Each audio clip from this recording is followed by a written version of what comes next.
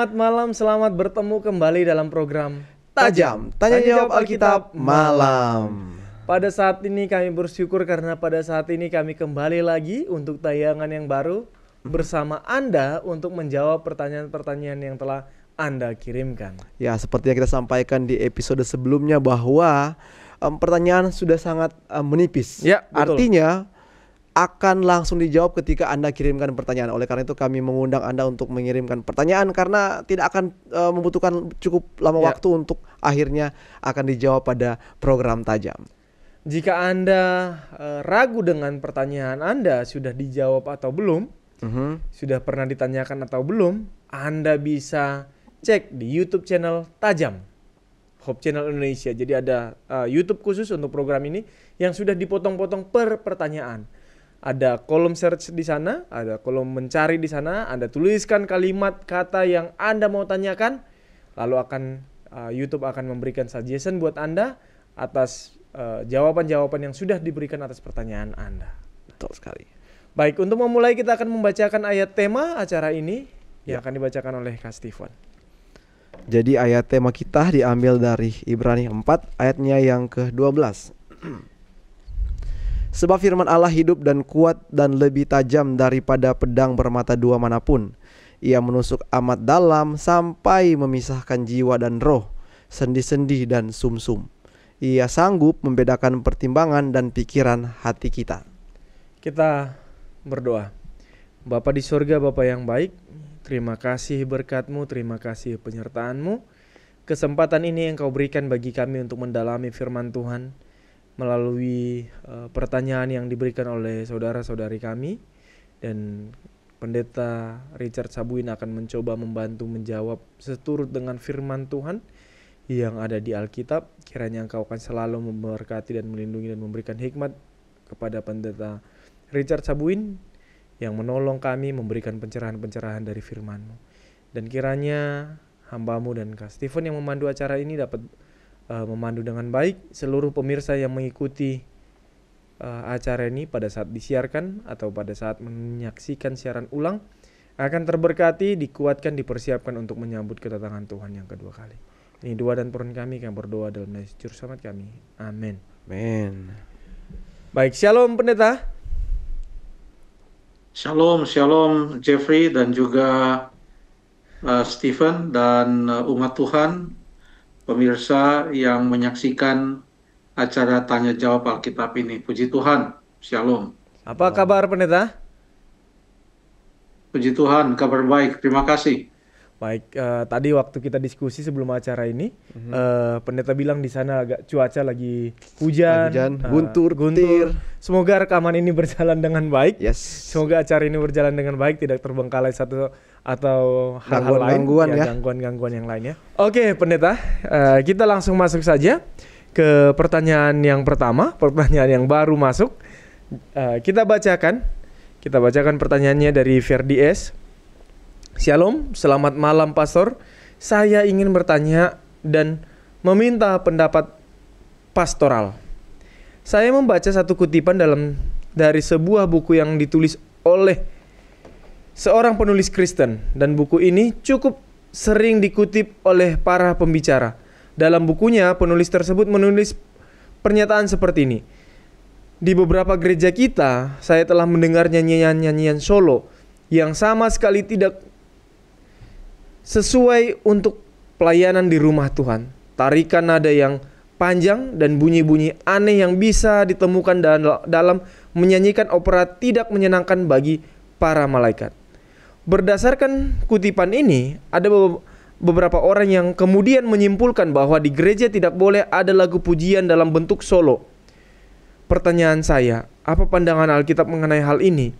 Apakah memang dalam liturgi gereja lagu pujian tidak boleh dibawakan secara solo? Terima kasih sebelumnya atas penjelasannya. Tuhan memberkati. Silakan Pastor. Terima kasih untuk pertanyaan saudara Ferdi. Jadi pertanyaan ini dibuat berdasarkan sebuah pernyataan atau sebuah kutipan yang dibuat oleh seorang penulis Kristen. Saya pikir kutipan ini sangat baik. Tapi saya yakin juga bahwa bukan hanya ini kutipannya, Saya percaya ada kelanjutan dari kutipan ini kalau dibaca satu paragraf itu seluruhnya. Tapi kita bukan sedang membahas kutipan ini, kita sedang membahas Alkitab. Apa kata Alkitab tentang menyanyi? Sebelum orang menyanyikan lagu-lagu yang ada di dalam kitab Mazmur yang digubah menjadi lagu-lagu pujian bersama, lagu-lagu itu dinyanyikan oleh Daud. Waktu dia menyanyikan lagu-lagu itu, dia nyanyikan sendiri. Ya. Paulus dan Silas, ya, duet mereka di dalam penjara, dua orang mereka. Ada juga Yesus dan murid-muridnya menyanyi setelah mereka menyelesaikan perjamuan Tuhan pada malam hari, di mana pada beberapa jam kemudian Tuhan Yesus ditangkap. Musa menyanyikan lagu Musa, makanya disebut lagu Musa. Lalu kemudian yang menyanyi dengan dia adalah orang-orang Israel. Jadi di dalam Alkitab ada yang menyanyi sendiri, ada yang menyanyi berdua, ada yang menyanyi beberapa orang, ada yang menyanyi paduan suara dengan jumlah penyanyi yang banyak. Kalau mau lihat kutipan tadi, saya yakin kutipan itu tidak bisa dijadikan dasar bahwa lagu pujian dalam bentuk solo itu tidak bisa dibawakan dalam acara-acara gereja. Kalau kita baca kutipan tadi, dikatakan di beberapa gereja kita, saya telah mendengar nyanyian-nyanyian solo yang sama sekali tidak sesuai dengan pelayanan di rumah Tuhan. Artinya, ada nyanyian-nyanyian solo yang sesuai untuk pelayanan di rumah Tuhan, ada nyanyian-nyanyian solo yang sama sekali tidak sesuai. Kutipan ini bukan mengatakan bahwa nyanyian solo itu tidak sesuai untuk pelayanan di rumah Tuhan, tetapi kutipan ini mengatakan ada nyanyian-nyanyian solo di beberapa gereja, tidak di semua gereja, dan nyanyian-nyanyian solo ini tidak sesuai atau tidak tepat. Kenapa tidak tepat? Tarikan nadanya panjang, bunyi aneh-aneh, ya, bahkan kata-katanya tidak jelas. Saya baca juga kutipan ini sih di dalam bahasa Inggrisnya. Saya yakin kutipan ini diterjemahkan ke bahasa Indonesia.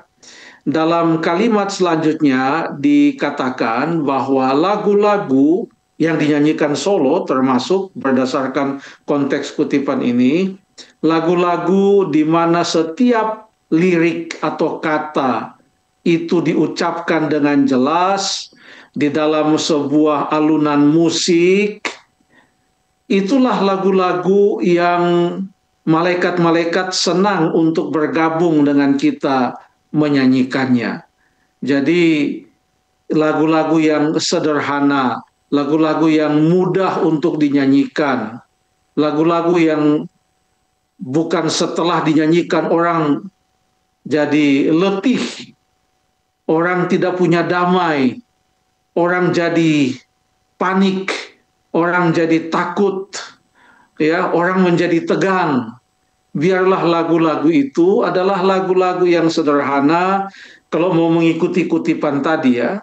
Tapi berdasarkan Alkitab, nyanyian solo tidak masalah. Nyanyikan lagu itu sendiri dengan jelas, dengan baik, dengan merdu, dengan penyerahan kepada Tuhan. Nyanyian duet pun bisa, beberapa orang pun bisa. Alkitab memberikan contoh-contoh untuk itu. Jadi singkat saja tanggapan saya terhadap pertanyaan saudara Ferdi ini. Terima kasih. Baik, terima kasih pendeta ya.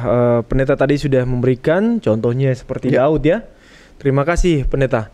Kita lanjut ke pertanyaan berikutnya. Baik pendeta, pertanyaan yang berikutnya dari Manalu, Washington. Jika ada satu kelompok yang berhari Sabat, berhenti dari pekerjaan dari Jumat matahari terbenam ke Sabtu matahari terbenam, namun tidak termasuk dalam satu kelompok denominasi gereja, apakah mereka melakukan penyembahan yang benar kepada Allah? Demikian Pak Pendeta. Terima kasih.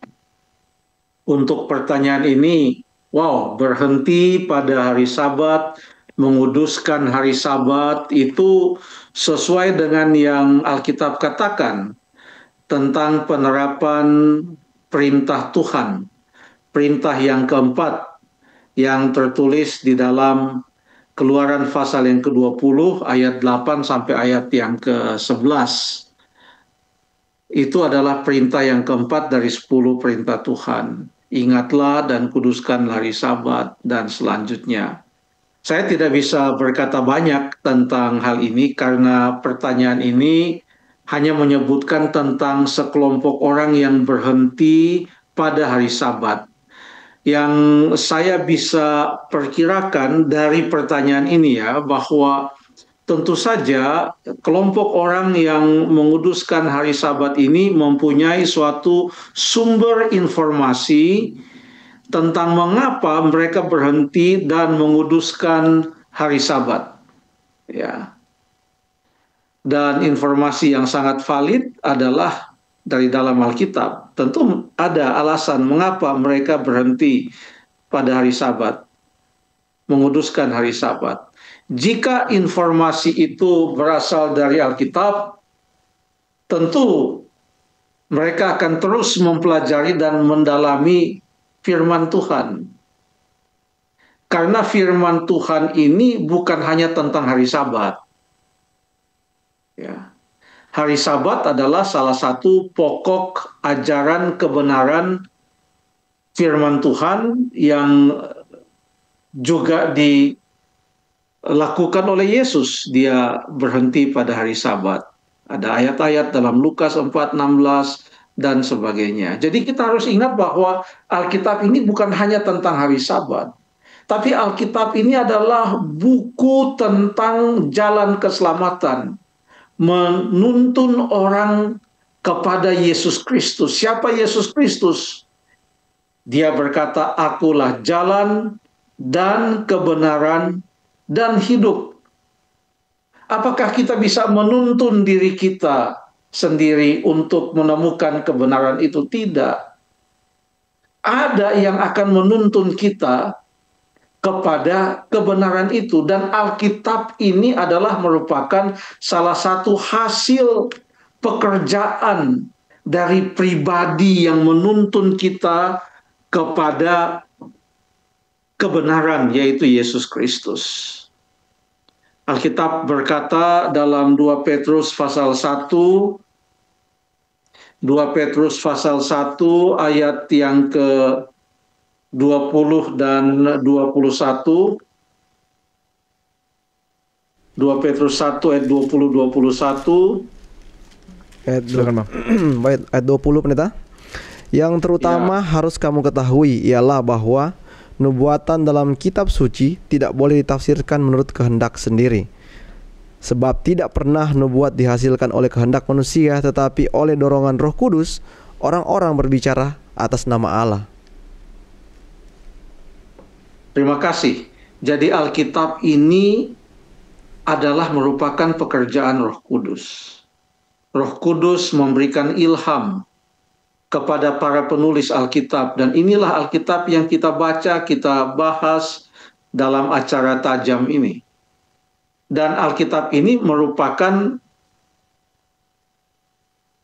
tulisan ilham Roh Kudus yang menuntun kita kepada Yesus.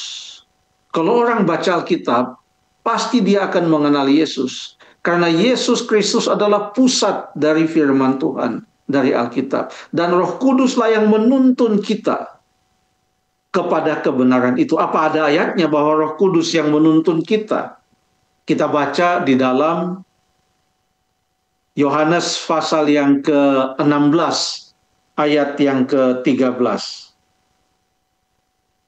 Yohanes 16 ayat yang ke-13. Tetapi apabila Ia datang, yaitu Roh kebenaran, Ia akan memimpin kamu ke dalam seluruh kebenaran, sebab Ia tidak akan berkata-kata dari dirinya sendiri, tetapi segala sesuatu yang didengarnya itulah yang akan dikatakannya, dan Ia akan memberitakan kepadamu hal-hal yang akan datang. Roh Kudus yang disebut sebagai Roh kebenaran Ia akan memimpin kamu ke dalam seluruh kebenaran. Seluruh kebenaran, semua yang diajarkan oleh firman Tuhan, oleh Alkitab ini, yang semua ajaran itu adalah berpusat kepada Yesus. Termasuk 10 perintah Allah itu pusatnya adalah Kristus. Termasuk menguduskan hari Sabat itu pusatnya adalah Kristus.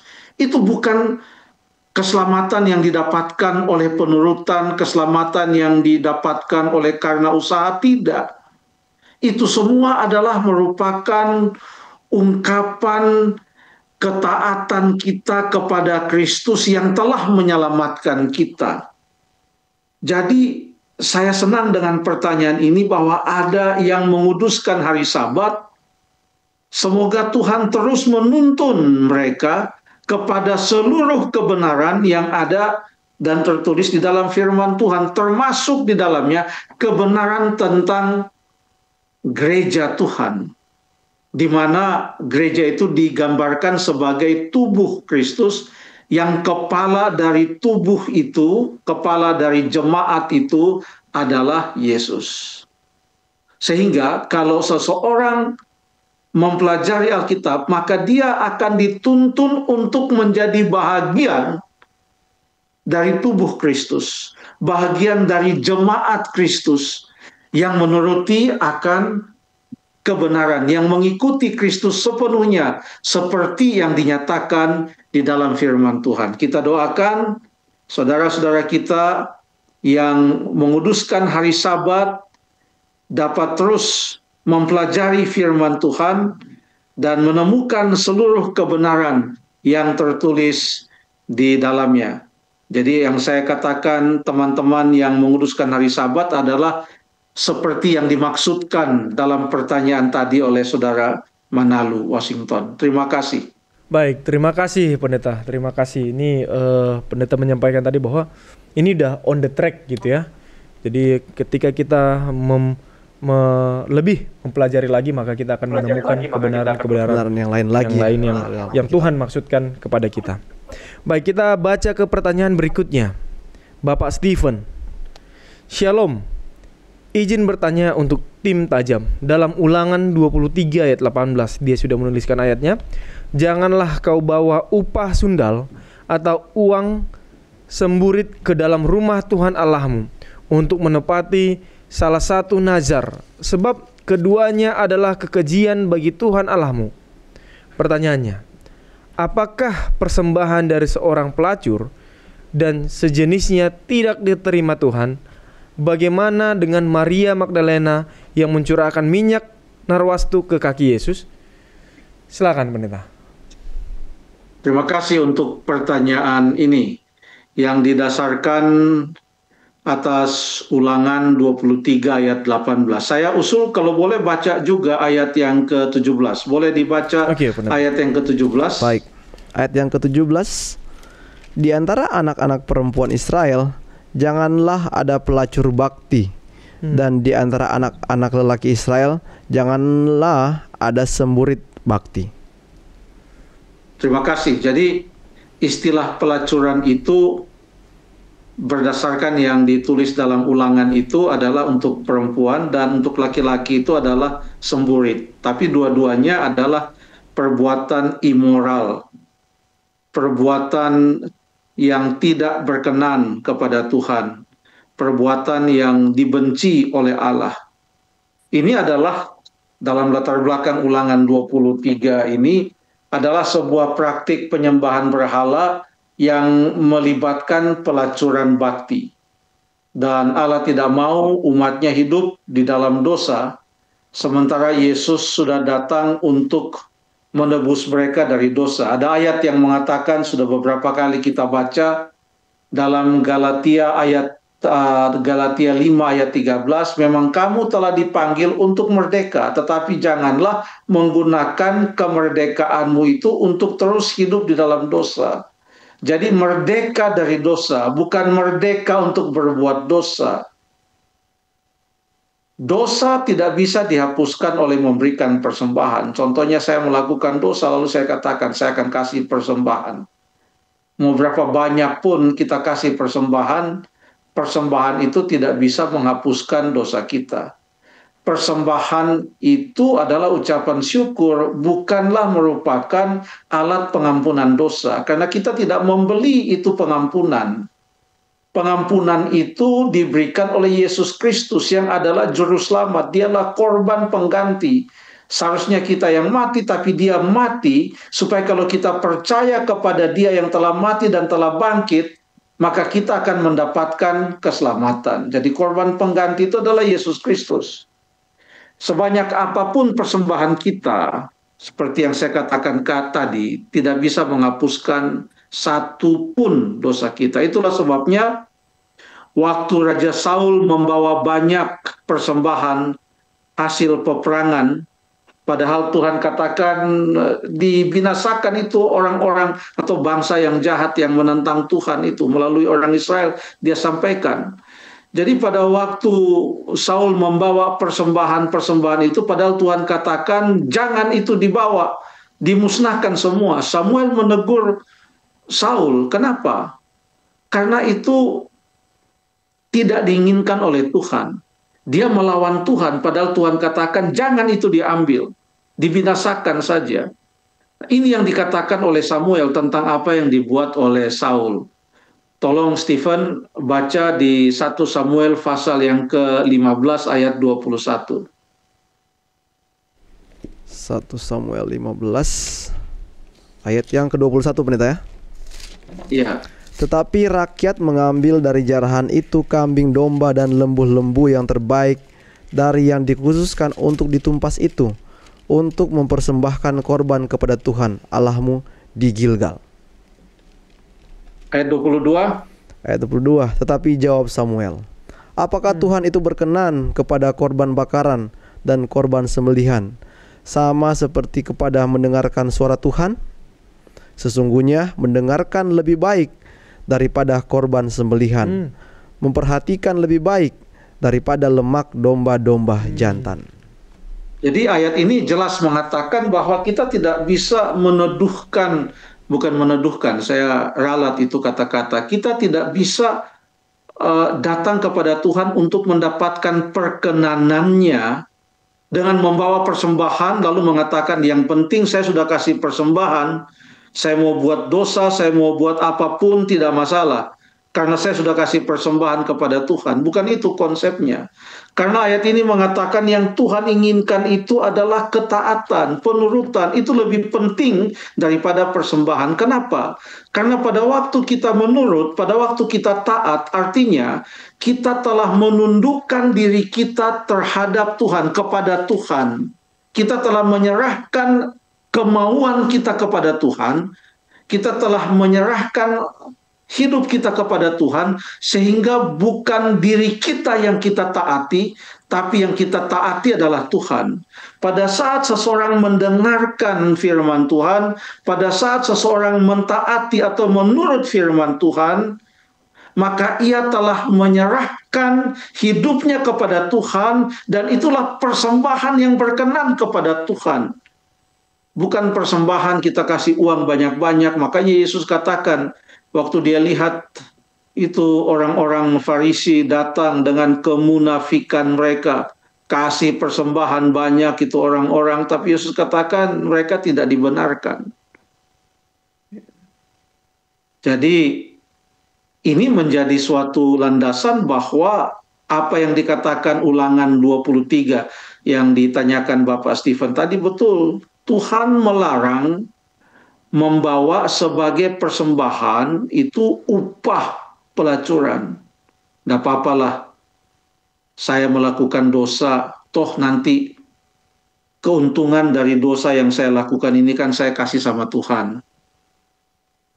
Ada mungkin yang berpikir, ya tidak apa-apalah saya korupsi, tidak apa-apa. Toh ini uang yang saya korupsi ini saya akan persembahkan kepada Tuhan. Ya. Jadi prinsipnya sama. Sekarang pertanyaan Pak Bapak Stephen tadi adalah bagaimana dengan Maria Magdalena? Maria Magdalena pada waktu dia datang membawa minyak narwastu itu, lalu dia menuangkannya sebagai persembahan yang harum itu kepada Tuhan Yesus, ya, itu Maria telah diampuni. Dia sudah bukan seorang pelacur lagi. Dia sudah diampuni. Cerita dia diampuni itu ada di dalam Yohanes 8, walaupun tidak disebutkan dengan jelas namanya. Tetapi inilah cerita tentang seorang perempuan pelacur yang diampuni. Dan orang-orang tetap menganggap dia seorang berdosa sekalipun dia sudah bertobat.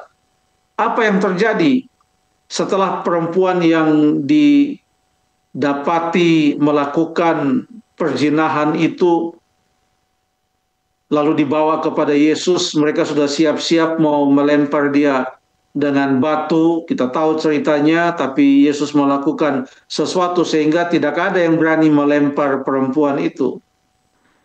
Ini yang Yesus katakan kepada perempuan itu di dalam Yohanes pasal yang ke-8, Yohanes 8, kita buka Yohanes 8 ayat yang ke-11.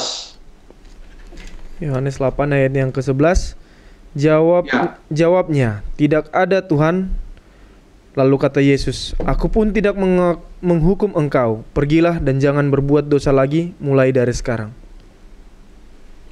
Terima kasih. Yesus mengampuni perempuan itu.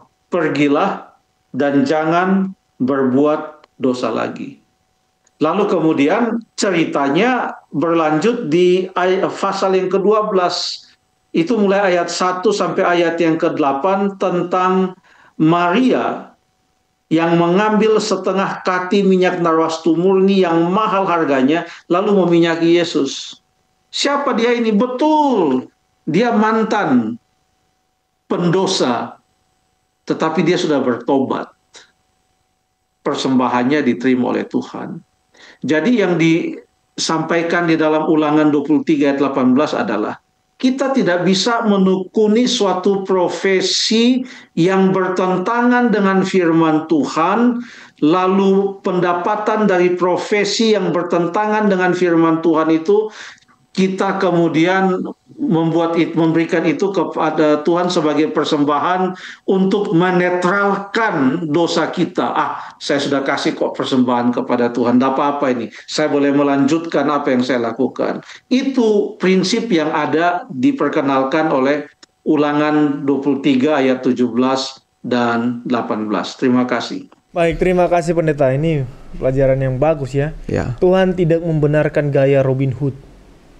Karena orang-orang selalu bilang kan Robin Hood itu adalah pencuri yang berhati mulia, gitu kan. Mengambil punya orang tapi untuk memberikan untuk orang lain. Tuhan atau untuk memberi yang lebih susah, untuk menolong orang susah gitu. Dan mungkin juga kadang kita dalam memberikan persembahan, aku juga ya kadang merasakan bahwa ketika memberikan persembahan pendeta, kita ada rasa-rasa wah, saya sudah berbuat baik, saya seperti saya punya kredit nih ke surga. Jadi seperti mungkin ada rasa tapi sudah dibenarkan oleh pendeta melalui penjelasan pada saat ini. Terima kasih banyak Pak Pendeta. Terima kasih pendeta. Kita lanjut ke pertanyaan berikutnya. Oke, pertanyaan berikutnya dari Yuanita. Pendeta, saya mau bertanya, apakah kita boleh tidak menurut orang tua?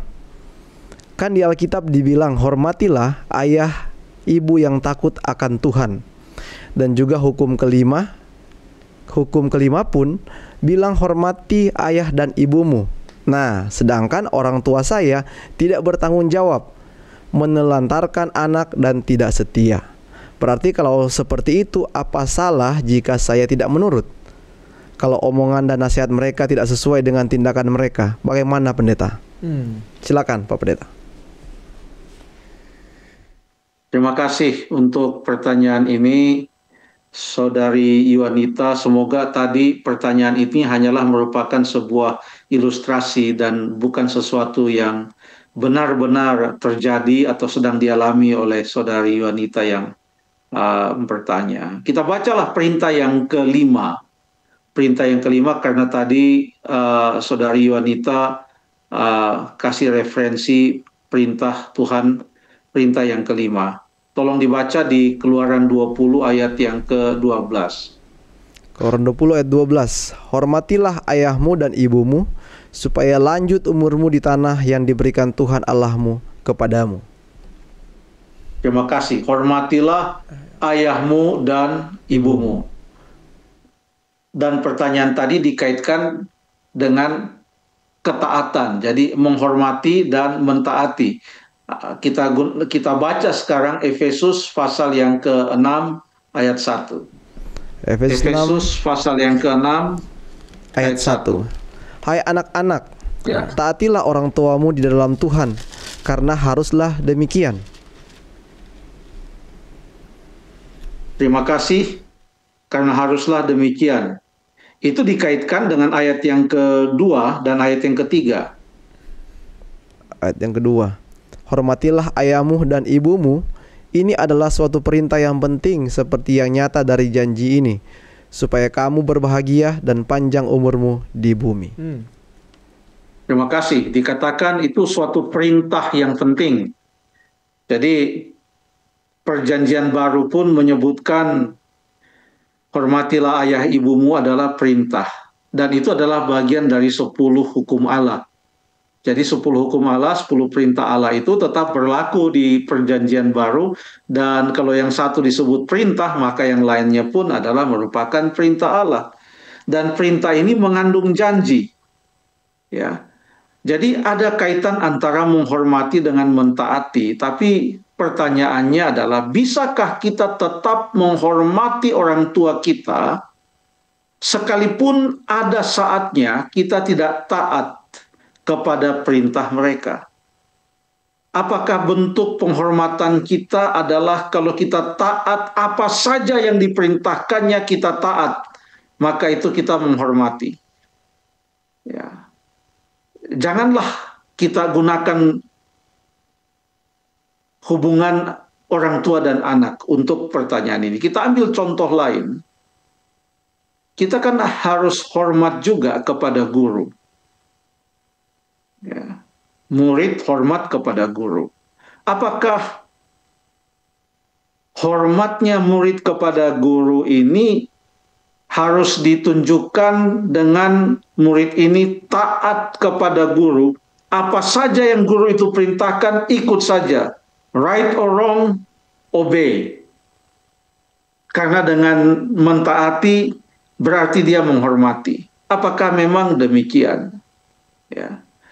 Itulah sebabnya dikatakan di dalam Efesus 6 ayat 1 itu adalah taatilah orang tuamu di dalam Tuhan. Karena ada saatnya seseorang itu harus memilih. Kisah 5 ayat 29. Kita baca Kisah 5 ayat 29. Supaya kita mengerti apa yang dimaksudkan di dalam Tuhan. Kisah para Rasul 5 Silakan. ayat 29. Tetapi Petrus 5 dan ayat 29.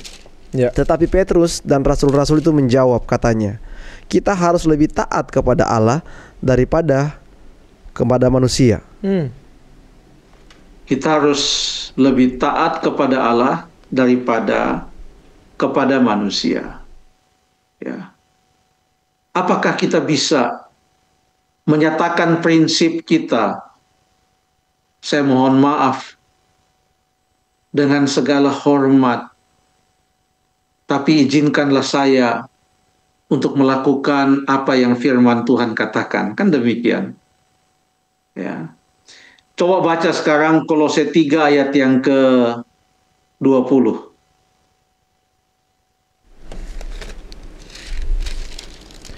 Kolose 3 ayat yang ke-20. 20. Hai anak-anak, taatilah orang tuamu dalam segala hal, karena itulah yang indah di dalam Tuhan. Terima kasih. Itu ada kata-kata dalam segala hal. Hai anak-anak. Dan ini konteksnya, surat ini kan ditulis kepada jemaat. Di mana di jemaat itu ada orang tua dan ada anak. Dan orang tua dan anak-anak itu semuanya berada di dalam Tuhan. Sungguh indah kalau orang tua ada di dalam Tuhan, anak ada di dalam Tuhan, maka apa yang disampaikan atau diperintahkan oleh orang tua kepada anak-anak, dia perintahkan itu di dalam Tuhan, dan anak-anak juga mentaatinya di dalam Tuhan. Bukan karena mereka hanya merasa bahwa saya lakukan ini oleh karena orang tua saya. Tidak, saya lakukan ini karena saya adalah anak Tuhan. Saya lakukan ini oleh karena saya mengasihi Tuhan. Orang tua juga pada waktu memberikan perintah kepada anak-anak, saya memberikan perintah ini oleh sebab saya percaya kepada Tuhan. Dan anak-anak menyambut dengan mentaatinya karena mereka percaya kepada Tuhan. Ayat itu mengatakan dengan demikian taati dalam segala hal. Kenapa? Karena kalau itu konteksnya, apa kata-kata di ayat 20 tadi, bagian akhir? Bagian akhir 20, pendeta, ayat 20. Karena itulah yang indah di dalam Tuhan. Wah, itulah indah di dalam Tuhan. Karena dua-duanya taat kepada Tuhan. Ya, taat kepada Tuhan. Kita boleh lihat contoh di dalam Alkitab. Yonatan contohnya, Yonatan ini anak dari Raja Saul. Ada satu cerita di dalam 1 Samuel pasal yang ke-19, ya. 1 Samuel pasal yang ke-19. Coba kita baca, saya akan tuntun kita untuk baca beberapa ayat. Oleh karena Yonatan ini adalah sahabat karib Daud. Ya. Ya, sahabat karib Daud. Jadi pada waktu Saul marah kepada Daud karena dia iri hati, dia mau membunuh Daud. Pasal 19, 1 Samuel ayat 1. Saul mengatakan kepada Yonatan, anaknya, dan kepada semua pegawainya bahwa Daud harus dibunuh. Ini perintah loh. Ya. Dari orang tua kepada anaknya dan kepada pegawai-pegawainya bahwa Daud harus dibunuh. Tapi apa yang dilakukan oleh Yonatan? Apakah dia mengikuti perintah ayahnya? Tidak. Karena perintah ayahnya itu tidak di dalam Tuhan. Baca selanjutnya, dikatakan di ayat yang keempat. Lalu Yonatan mengatakan yang baik tentang Daud kepada Saul ayahnya, katanya, janganlah raja berbuat dosa terhadap Daud hambanya, sebab ia tidak berbuat dosa terhadapmu. Bukankah apa yang diperbuatnya sangat baik? Ia telah jadi dia membela, padahal ayahnya katakan apa? Bunuh. Dia tidak mengikuti perintah ayahnya karena ayahnya memerintahkan sesuatu yang bukan di dalam Tuhan. Oke, itu adalah salah satu contoh. Terima kasih. Baik, terima kasih pendeta. Terima kasih banyak. Memang kita bersyukur ketika kita hidup di keluarga yang takut akan Tuhan. Tapi ada beberapa situasi seperti pertanyaan ini ya, bahwa terkadang ya kita hidup di situasi yang tidak baik gitu, tidak tapi ideal ya. Ya tidak ideal gitu. Tapi firman Tuhan mengatakan ya taat kepada Tuhan. Terima kasih pendeta untuk bantuan pencerahan yang sudah diberikan. Oke, kita lanjut ke pertanyaan berikut. Dari Nonem, pendeta, terkait nazar, apakah ada yang bisa membatalkan nazar yang kita pernah ucapkan dalam doa? Jika ada, apa itu dan bagaimana? Karena saya pernah bernazar dan tidak sanggup ketika menjalaninya. Terima kasih. Sepertinya waktu Jeffrey baca itu seperti dia lagi bertanya ke Stephen, bagaimana pendapat Stephen? Dari cara bacanya itu loh tadi. Saya cukup berhati-hati Mas, karena ini ada nazar, membatalkan nazar. Iya. Kalau saya pendeta, nazar kan janji kita kepada Tuhan gitu. Nah, saya berpikir bahwa janji kepada manusia aja kita bingung bagaimana untuk membatalkannya. Jadi sebegitu sakral sih harusnya kepada Tuhan. Jadi saya juga harusnya bertanya, gimana, memang adakah pendeta yang bisa membatalkan janji kepada Tuhan? Apalagi ini situasinya dia udah berjuang ya, sudah berusaha gitu. Ternyata dia nggak sanggup ketika kita nggak tahu berusahanya itu berusaha banget atau hanya setengah usaha atau udah full usahanya dia untuk ini tapi tetap nggak sanggup. Gitu. Atau mungkin ketika dia bernasar itu emosionalnya saja gitu kan? Iya, secara spontanitasnya itu dia. Gimana pendeta? Oh begitu ya. Oke, terima kasih untuk pendapatnya. Saya coba cari-cari di dalam Alkitab cerita tentang seseorang yang bernasar. Salah satu atau mungkin yang pertama kali saya temukan itu adalah Yakub. Kita baca sekarang di Kejadian 31 ayat 13. Kejadian 31 ayat 13.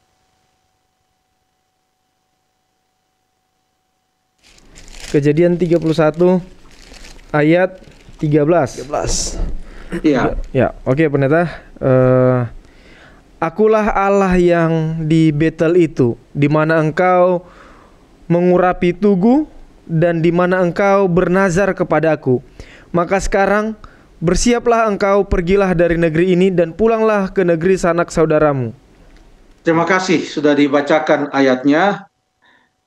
Di sini kita melihat Allah mengatakan kepada Yakub bahwa Yakub pernah bernasar, lalu dia mengurapi tugu dan tempat itu disebut Betel. Ini peristiwa apa di mana Yakub bernasar dan apa dia punya nasar?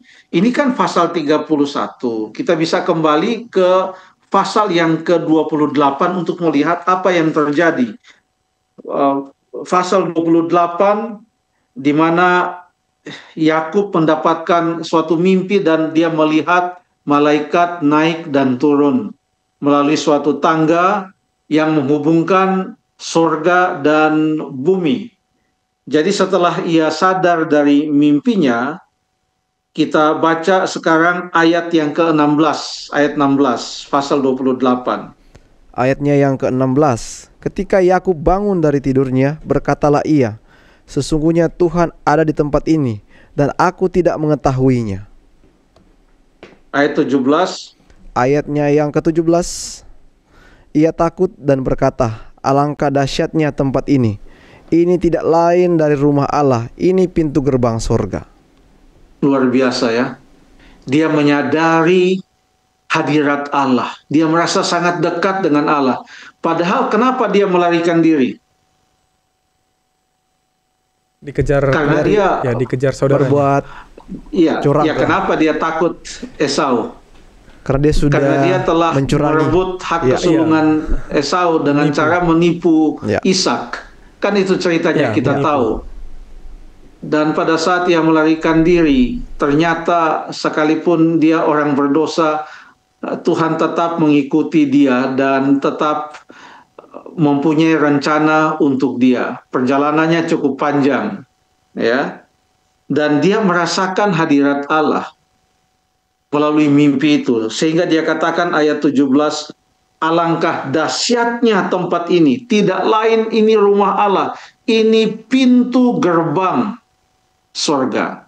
Baca ayat yang ke-18 dan 19. Ayat 18. Keesokan harinya pagi-pagi, Yakub mengambil batu yang dipakainya sebagai alas kepala dan mendirikan itu menjadi tugu dan menuang minyak ke atasnya. Ia menamai tempat itu Betel. Dahulu nama kota itu Luz. Ya. Inilah yang Tuhan katakan tadi. Setelah Yakub merantau cukup lama, Tuhan katakan, akulah Tuhan Allah yang menampakkan diri di Betel, yang berbicara kepadamu di Betel, di mana di Betel itu engkau mengurapi suatu tugu. Inilah ceritanya. Apa yang dinasarkan oleh Yakub? Karena Tuhan katakan di mana engkau bernasar di situ, di Betel. Apa yang ia nasarkan? Ayat 20 sampai ayat 22. Lalu bernazarlah Yakub Jika Allah akan menyertai dan akan melindungi aku di jalan yang kutempuh ini, memberikan kepadaku roti untuk dimakan dan pakaian untuk dipakai, sehingga aku selamat kembali ke rumah ayahku, maka Tuhan akan menjadi Allahku, dan batu yang kudirikan sebagai tugu ini akan menjadi rumah Allah. Dari segala sesuatu yang engkau berikan kepadaku dan kepadaku akan selalu kupersembahkan 1/10 kepadamu. Terima kasih. Ayat 20 dia mulai dengan kata jika Allah akan menyertai dan melindungi aku, memberikan kepadaku roti untuk dimakan dan pakaian untuk dipakai. Tapi apa yang Tuhan Allah berikan? Bukan hanya menyertai dan melindungi, bukan hanya memberikan roti untuk dimakan dan pakaian untuk dipakai. Waktu dia meninggalkan Laban, itu kambing dombanya sangat banyak. Tuhan Allah memberkati dia secara luar biasa. Dan dia kembali ke rumah ayahnya. Yang dia janjikan adalah, aku selalu akan mempersembahkan 1/10 kepadamu. Dari semua segala sesuatu yang Tuhan Allah berikan, 1/10 dia serahkan atau dia berikan, dia persembahkan kepada Tuhan. Latar belakang Yakub bernasar bukan karena ia ingin mengambil hati Tuhan. Dia bernasar bukan dengan konsep seakan-akan dia mau menyogok Tuhan. Dia bernasar karena dia merasakan bahwa kok Tuhan itu masih tetap bersama-sama dengan dia padahal dia sedang melarikan diri. Kenapa Tuhan masih mempunyai rencana untuk dia? Dia merasakan bahwa dia sangat dekat dengan Tuhan. Bahkan tempat itu dia katakan adalah rumah Allah, pintu gerbang sorga. Walaupun nanti setelah dia kembali, dia masih belum bebas dari perasaan bersalah. Dia masih bergumul dengan Allah dan manusia di tepi sungai Yabok sampai pangkal pahanya itu pun terpelecok, pincang. Ya, untuk mendapatkan, dia takut, masih takut setelah 20 tahun merantau, masih takut bertemu dengan Esau. Tidak ada damai, tetapi kemudian dia mempunyai damai. Hanya pada waktu dia baru melarikan diri, dari situ dia tahu bahwa ternyata Allah tidak meninggalkan dia. Dan oleh karena dia merasakan penyertaan Allah, maka dia katakan, aku akan memberikan 1/10. Jadi ini bukanlah suatu nasar yang diucapkan secara emosional. Suatu nasar yang tidak dipikirkan baik-baik, bukan. Tetapi suatu nasar yang datang dari ucapan syukur. Ya. Bahkan ada beberapa terjemahan yang mengatakan bahwa ayat yang ke-20 itu bukan mengatakan jika Allah akan menyertai dan melindungi aku. Tetapi diterjemahkan karena Allah akan menyertai dan melindungi aku. Jadi dia sudah bersyukur untuk berkat yang dia yakin dia akan terima. Nasar adalah ucapan syukur dan persembahan yang telah diberikan kepada Tuhan karena kita percaya bahwa dia akan memberkati kita. Itu adalah nasar. Berdasarkan hubungan kita atau kasih kita kepada Tuhan. Itulah sebabnya Alkitab mengamarkan kita tentang bernasar ini. Kita baca 2 ayat. Yang pertama, Ulangan pasal yang ke-23, ayat 21 sampai 23. Ulangan pasal yang ke-23, ayat yang ke-21 sampai ayat yang ke-23. Tentang nasar, ayat 21. Apabila engkau bernasar kepada Tuhan Allahmu, janganlah engkau menunda-nunda memenuhinya. Sebab tentulah Tuhan Allahmu akan menuntutnya daripadamu, sehingga hal itu menjadi dosa bagimu. Tetapi apabila engkau tidak bernasar, maka hal itu bukan menjadi dosa bagimu. Ayat 23. Apa yang keluar dari bibirmu haruslah kau lakukan dengan setia. Sebab dengan sukarela kau nasarkan kepada Tuhan Allahmu sesuatu yang kau katakan dengan mulutmu sendiri. Baca juga Pengkhotbah 5 ayat 3 sampai 4. Pengkhotbah pasal yang ke-5 ayat yang ke-3 sampai ayat yang ke-4. Pengkhotbah 5 ayat 3. 5.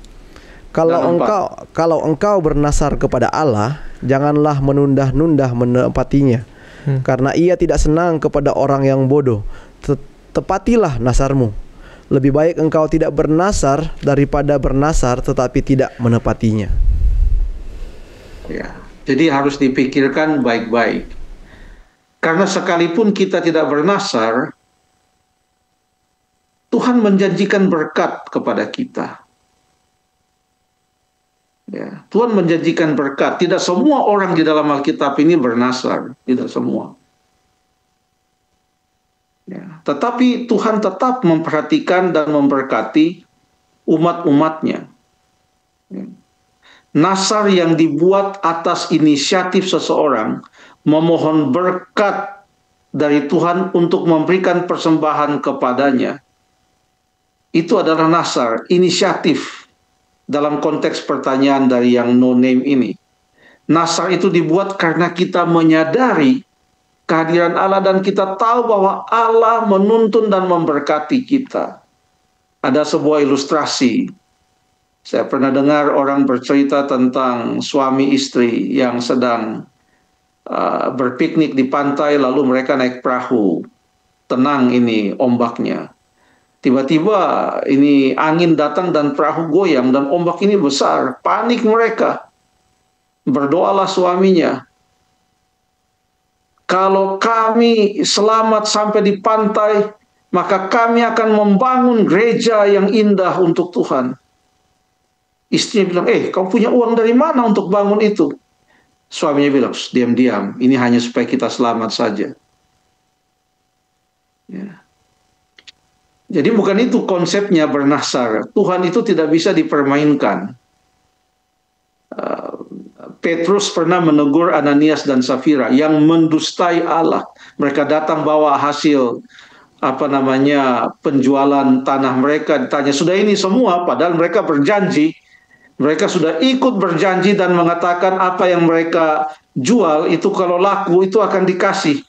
Memang banyak yang mereka bawa, tapi yang banyak itu bukan semua. Mereka mendustai Allah. Ya. Allah mengetahui hati kita. Kenapa kita bernasar? Berbicaralah dengan Dia, berdoa kepadanya. Kalau ada di masa yang lalu kita telah gagal, maka datanglah kepada Tuhan. Dia adalah setia dan adil. Asal betul-betul kita dengan tulus datang kepadanya. Kita datang bukan untuk memanipulasi Dia. Dia adalah Allah yang Maha Tahu. Dia tahu hati dan pikiran kita. Terima kasih. Baik, terima kasih Pendeta. Wah, ini menyentuh banget ya. Ya. Kadang spontanitas atau kadang mungkin emosional kita. Emosional atau mungkin kadang kita yang jadinya nggak konsisten untuk menepati dan lain sebagainya. Ada banyak faktor atau bahkan mungkin memang udah diproses di tahap memang nggak sanggup lagi gitu. Tapi pendeta memberikan pencerahan bagi kita bahwa Tuhan melihat hati. Lakukan sebaik mungkin. Tuhan melihat kedalaman hati kita, kesanggupan kita gitu. Kalau memang sudah di titik terendah memang udah nggak sanggup tuh. Berbicara kepada Tuhan dari hati ke hati, berdoa kepada Tuhan dan turuti perintah Tuhan. Terima kasih Pendeta. Terima kasih untuk jawaban-jawaban yang telah diberikan. Itu menjadi pertanyaan yang terakhir malam hari ini. Pertanyaan terakhir pada malam hari ini. Lalu ketika kita baca di sisa pertanyaan, tinggal sisa 3 pertanyaan lagi. Sisa 3 pertanyaan lagi. Ya. Jadi kita berharap para pemirsa yang memiliki pertanyaan boleh dikirimkan. Iya, boleh langsung kirimkan. VOD ada langsung, atau bahkan di media sosial manapun ada kemarin. Saya lihat ini di Live kita? Facebook, bukan di Facebook. Oke. Kita posting hal yang berbeda. Oh iya. Tapi karena betul. melihat fotonya Pendeta Sabuin ada di sana, Iya. langsung di posting pertanyaan gitu. Memang kalau Padahal lihat, bukan postingan tentang tajam ya. iya, memang kalau lihat wajah Pendeta Sabuin langsung pengen ingat tanya program Alkitab. tajam. Baik, terima kasih teman-teman semuanya. Terima kasih Pendeta untuk menutup, kita meminta Pendeta memimpin kita dalam doa. Mari kita berdoa. Bapa kami yang bertahta dalam kerajaan sorga, dengan segala keterbatasan kami untuk menerangkan firman-Mu, jika ada hal-hal yang tidak jelas, kiranya Tuhanlah yang menuntun semua yang mendengar dengan Roh Kudus-Mu agar boleh mendapatkan pemahaman yang lebih jelas dari apa yang sudah disampaikan. Tolonglah kami ya Bapa, supaya kami selalu dituntun kepada seluruh kebenaran, dan hidup kami hanyalah berlandaskan firman-Mu, dan kami hanya bergantung kepada Tuhan Yesus Kristus, Juru Selamat kami. Inilah doa dan permohonan kami ya Bapa, di dalam nama Tuhan Yesus kami sudah berdoa. Amin. Amin. Baik, sekali lagi terima kasih Pendeta, terima kasih sudah menjawab beberapa pertanyaan pada saat ini. Dan tentunya kita juga mengucapkan terima kasih kepada semua pemirsa Hope Channel, pemirsa tajam pada malam hari ini yang sudah menyaksikan dan bahkan mungkin yang sudah mengirimkan pertanyaan. Terima kasih banyak kami ucapkan. Tetap saksikan acara ini untuk membantu kita menjawab setiap pertanyaan-pertanyaan atau untuk membantu kita memahami dan mendalami firman Tuhan. Demikian acara kita pada saat ini. Saya Jeffrey Siadari. Dan saya Stephen Mandey. Kita akan bertemu lagi dalam program Tajam, tanya jawab Alkitab malam.